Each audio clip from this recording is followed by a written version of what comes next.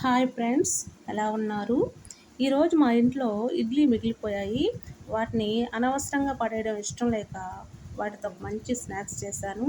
ఇలా మీరు కూడా మీ ఇంట్లో చేసినట్లయితే ఇంట్లో చిన్న దగ్గర నుంచి పెద్దవాళ్ళ వరకు అందరూ ఇష్టంగా తింటారు. టేస్ట్ చాలా బాగుంటుంది ఫ్రెండ్స్. ఒకసారి ట్రై చేయండి.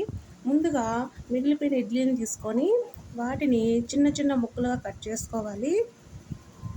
తర్వాత ఒక బాండిల్ పొయ్యి మీద పెట్టి బాగా వేడెక్కిన తర్వాత ఆయిల్ పోసి ఆయిల్ వేడెక్కాక దానిలో ఆవాలు, జీలకర్ర వేయాలి. అవి వేగాక మనం కట్ చేసుకున్న ఇడ్లీ ముక్కలు వేసి వాటిని బాగా వేయించుకోవాలి. తర్వాత కరివేపాకు, కొత్తిమీర వేసి కలపాలి. కాసేపు కలిపిన తర్వాత పసుపు, ధనియాల పొడి, కారం, కొంచెం చికెన్ మసాలా పొడి వేసి కలపాలి. టేస్ట్ చేసుకొని సాల్ట్ తక్కువైనట్లయితే కొంచెం సాల్ట్ వేసి కలిపి బాగా వేయించుకొని దించేయాలి ఫ్రెండ్స్. చాలా బాగా వచ్చింది ఫ్రెండ్స్. మీరు ఒకసారి ట్రై చేయండి.